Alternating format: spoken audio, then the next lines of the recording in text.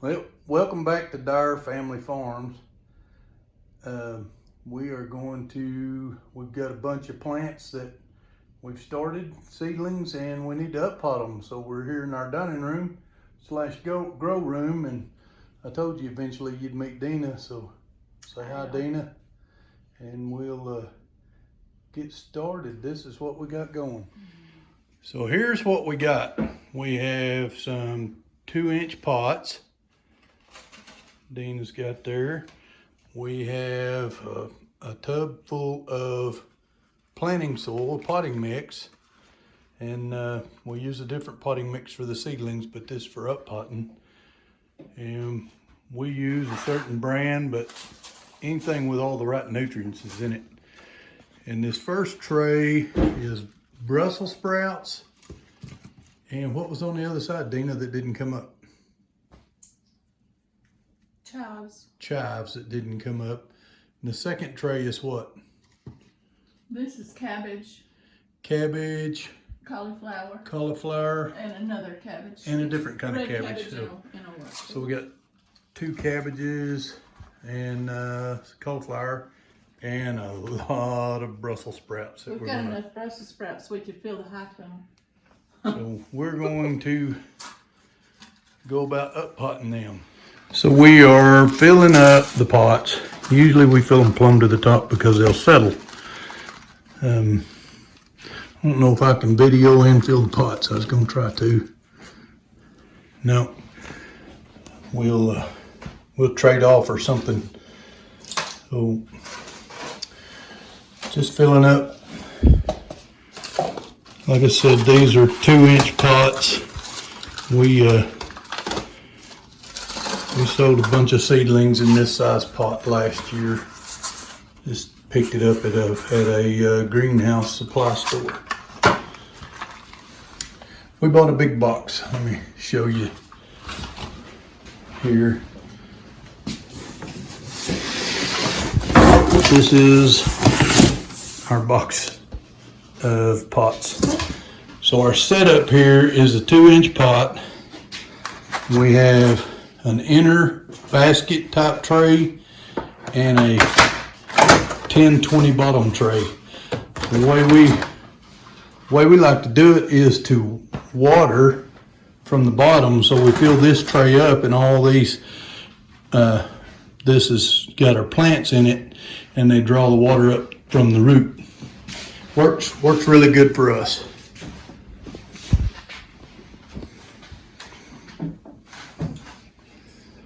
Dina's got her water, lemon water. I took a drink of it when she wasn't looking.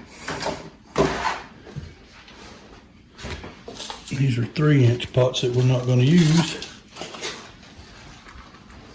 You can see our grow shelves back there. We got grow lights in those, and we bought some cheap thin Mylar blankets off of Amazon and cover it up, so otherwise it'll blind you in here. Everything looks green,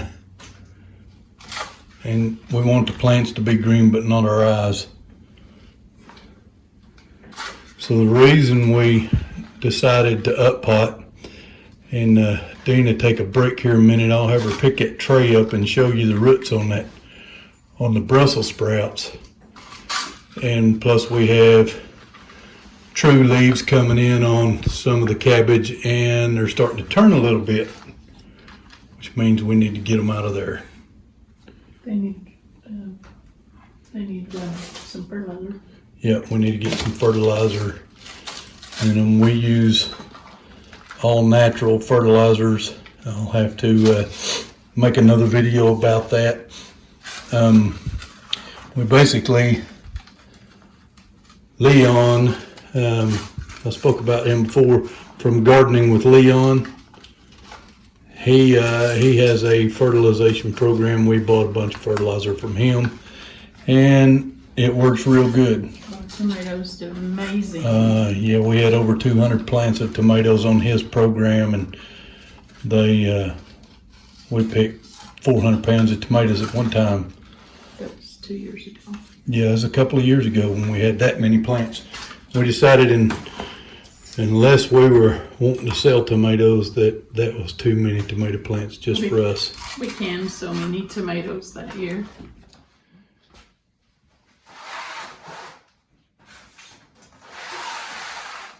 You want to take a minute, Dina, and lift up that bottom tray, show us the bottom of those, of the broccoli. And Okay, so this is a twister cauliflower, and for instance, I'm just gonna pull this out. Okay, so it has a good root system established, and it has it has 4 leaves. It has its seedling leaves and its 2 true leaves working on another one, and that it's time to transplant this plant because it's starting to turn color. I need my dibbler. where is your dibbler? Right there. Is that the sprinkler thing? For those of you that don't know, that's a dibbler. Perfect to smash a Yeah, hole. it's great for put that in planting. there. So you just stick that in there. Drop the plant Put that in. in there. And mash it down.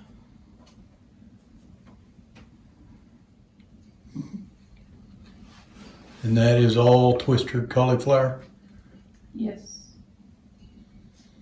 So we got that from Hoss Seeds. Hoss Tools, I'm sorry, not Hoss Seeds. But if you check it out, the twister, if I remember right, it helps cover its own head. Is that right? There's 2 in it. Yes, the twister cauliflower, the leaves twist around the head to protect the head, so it keeps the head white. And you don't have to do it yourself. Normally you have to train a head of cauliflower leaves to do that. This one does it genetically. And this one has 3 in it, so I'm just very carefully just pulling away the roots. It'll be fine unless I rip it off, and then I'm just going to tuck it in and it will be fine. Yeah, it should make its own plant. Just wanted to show y'all that dibbler just made a hole in there, and Dina just literally drops the plant in and then pack around it. And then we just need to pour some water into this tray. I'm not going to water them tonight because that soil that we put in these little pots is very damp, and that's probably sufficient water for them this evening. Tomorrow morning I'll check them, and then I will check them again tomorrow evening, and if they need water tomorrow evening, then I will water them then. It is actually good for plants to sometimes go a little bit without water because it strengthens them, and as long as they don't get parched, dry enough that it just kills them, but it's good. Again, the dibbler. Just give it a little shake. We had never used this kind of deal, and I ordered a kit that is cheap. It was just, like $4 or $5 off of Amazon, just because it had a little seed tray deal in it to help me and my big fingers separate them little bitty seeds. Well, this dibbler came in it.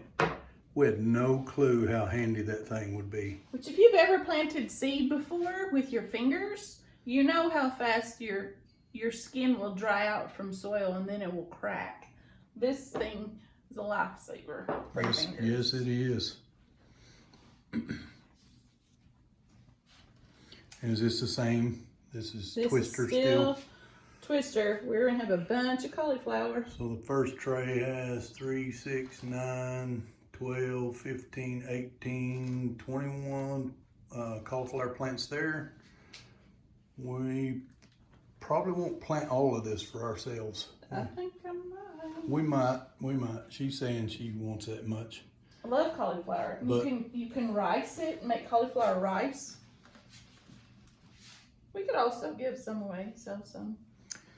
Yeah, we sell bedding plants only, usually only the ones that we planted too much of. We haven't specifically planted a bunch of plants to sell. But last year we had a whole bunch of more than we needed. So just like that tray right there, this is only half a tray that we planted, but this is all Brussels sprouts, and each upright stem is a single plant. I'll show you how those work in these long, what we call hot dog trays here. It's a little bit different process than using a plug tray like this one. As you can see, the plug tray's fast. If you have your trays ready to go, which we didn't. This was kind of a last minute deal. We come in from work and realized that the cauliflower was starting to show signs of nutrient deficiency. So we knew we needed to get something done, so here we are doing it.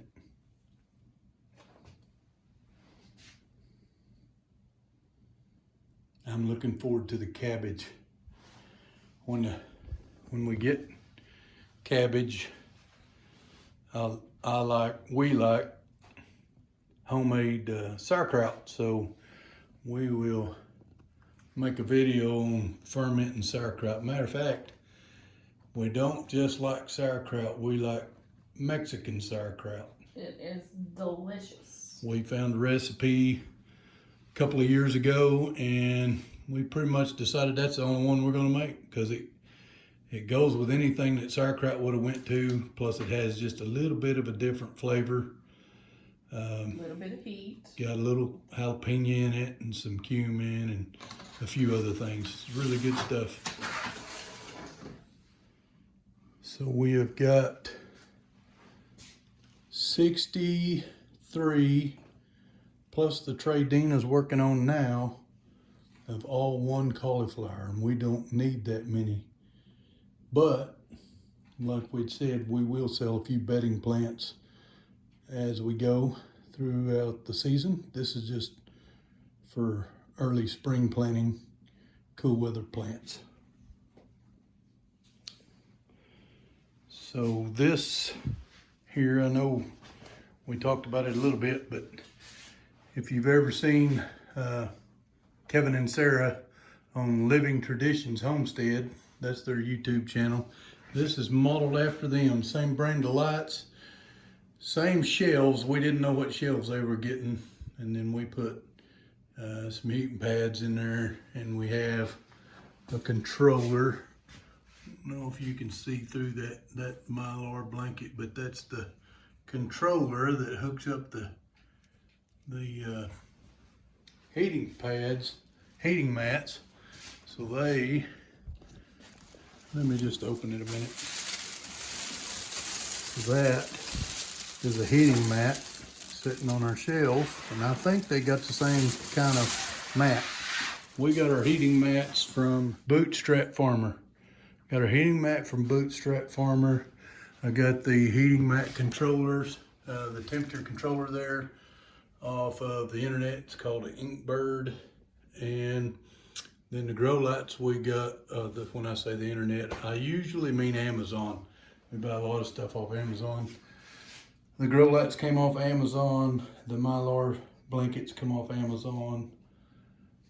Shelves come from Walmart. And then the lights are also on a timer. I don't remember, I think the timer was some of our Christmas stuff, and who knows where we bought it at. I just dug it out because we already had it. But that is a really, really good seed starting setup. Thank you, Kevin and Sarah.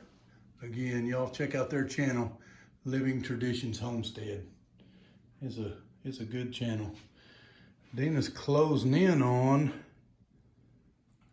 finishing up on the cauliflower, which that's all we've planted so far is cauliflower. And wow, we're gonna have at least 80 plants. No, we already got 80. We're gonna have 100 plus plants of just twister cauliflower, which I don't care as much for cauliflower as some people. I like it riced and use it in place of rice. And I've never tried a cauliflower steak. I've seen people do that, but it's kind of interesting. I don't know if I'd like it or not. But You just can't go at it thinking it's going to taste like a beef steak. Dina's handwriting's much better than mine. I can read writing, but I can't write reading. Okay. So you're going with cabbage next? I'm going to go bobcat cabbage. Bobcat cabbage. Is that the purple one? That's Haas. No, that's the Haas cabbage that is really tightly packed, grown. dense. Yeah, it's very good. They set their sauerkraut.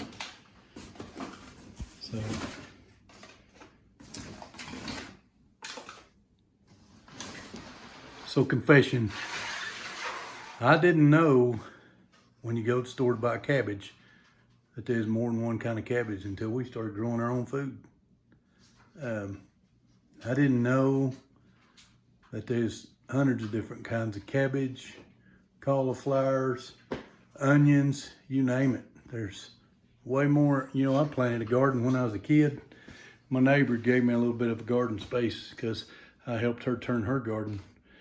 Without a tiller, we turned it with a shovel. So that's a long time ago. I don't want to be turning gardens with a shovel anymore. But I just wanted to kind of chime in there. There's so many different kinds of vegetables out there, and it's worth doing a little bit of research, or like we do. We watch a lot of YouTube anyhow. So it's worth doing a little bit of research to find out what brand or what style, like bobcat cabbage. Somebody gave it a name bobcat, but it's a dense cabbage. You get the description of the vegetable. Hang on, Dina wants to say something. You also need to know what's going to grow in your area. Yeah, what grows in your climate. You know, we're in zone 7B. You can do a little bit of homework about which kind of cabbage makes the best sauerkraut, which is what our primary want for having cabbage is to make homemade sauerkraut. We like fried cabbage and coleslaw and a few other things, but our favorite is homemade sauerkraut. I just thought I'd chime in. It's worth doing a little research about what kind of vegetables will grow for you and suit your needs. So you don't want to grow a bunch of stuff out there that you're not going to use. Otherwise, you're just growing to look at it. No, but you can be experimental and just, a pack of seeds is not expensive. You can get a pack of seed for, well, I hate to tell you what we paid for some of our seed. Thanks to my sister-in-law, who is a bargain shopper. But you can get a pack of seed for literally probably less than $3, and most of them have quite a few seed in it. And say you could try something new. Who knows? Sometimes you might like something you had no idea. Get creative. Dina's planting the bobcat cabbage now. All right, we got all the bobcat cabbage now. Dina's about to start on, what is it? It's Red Express cabbage. So she has got a tray full of cabbage, which I'll probably definitely want all of the cabbage. I don't know, we didn't have enough cabbage to be extra. Let us know in the comments how many Brussels sprout plants you think you ought to plant for 1 year. We were talking about preservation, so we like our Brussels sprouts fried with bacon grease and butter, and just think they're fantastic. But it looks like we're gonna have 1,000 Brussels sprout plants. So we don't need 1,000, but how many should should somebody plant that likes Brussels sprouts? Obviously, if you don't like Brussels sprouts, you don't have to make a comment. But if you like Brussels sprouts, how many should you have for a year? I'm thinking 52.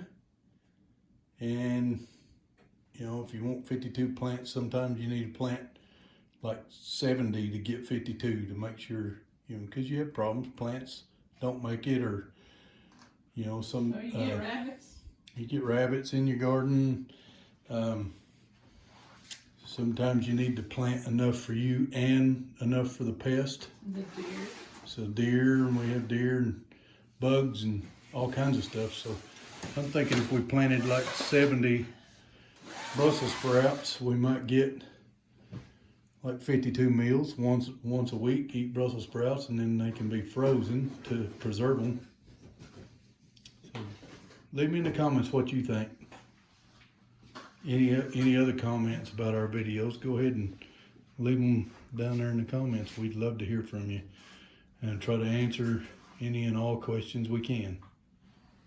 Some of them may not even be mature enough. All right, so we're getting the trays ready, and I told you I'd show you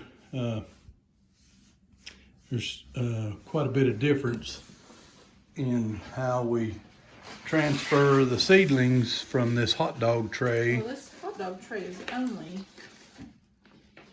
this thick. Yeah, it's not very I thick. mean, it's really thin. This tray here, this bottom tray, compared to the other tray, see it's a lot smaller.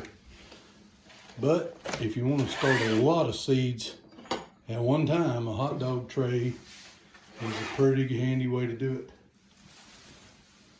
Well, I don't remember how many holes is in that plug tray she was using. I think 72, or is that one of them 128s?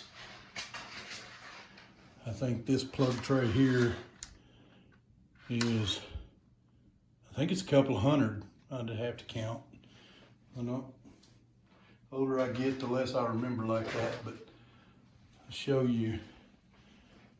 Are you just plucking them? You're not going to take a roll out? I'm trying. I don't know. Ooh, I don't. Oh no, I'll try it. I think I'd just scoop in there and with that handle and pry them up.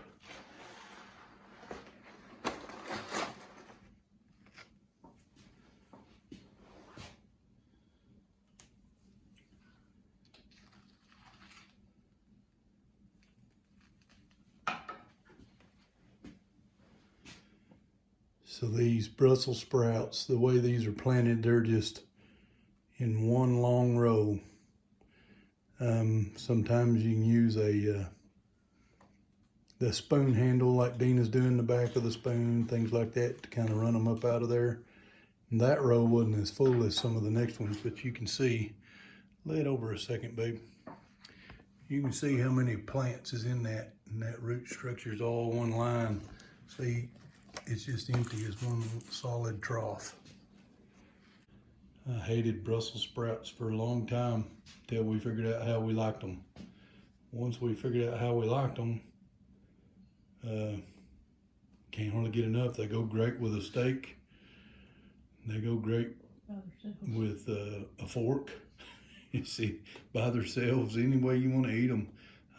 They're a great side item. We just basically slice them in half.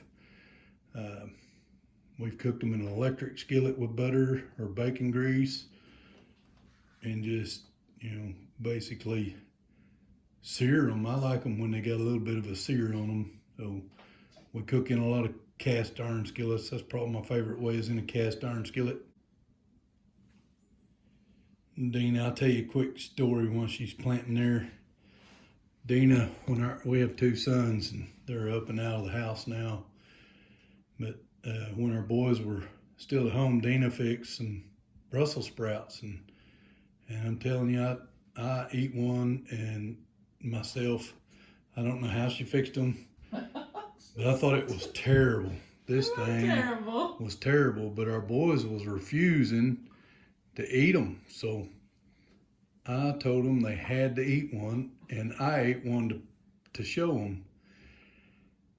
And then in a few more minutes, you know, I got them to eat one, but in a few more minutes, Dina ate one and she said, "Oh my gosh, these are horrible. This is not like I remember my mom making from my childhood." But They were not. I was like, where were you before I choked one down, forced one down, and forced the boys to eat one? Why didn't you try one when you was cooking them so we wouldn't have had to do that? But so I was convinced that Brussels sprouts was not my thing, but I really do. I like it. It's one of my favorite side items now. So you can see we got 2 trays out of our growing shelves, and we have now filled 7 trays out of 2, and we hadn't even begun to touch the amount of Brussels sprouts we have. So I've got to get some more supplies, and I think they're out in our little greenhouse. That's going to wrap up this video.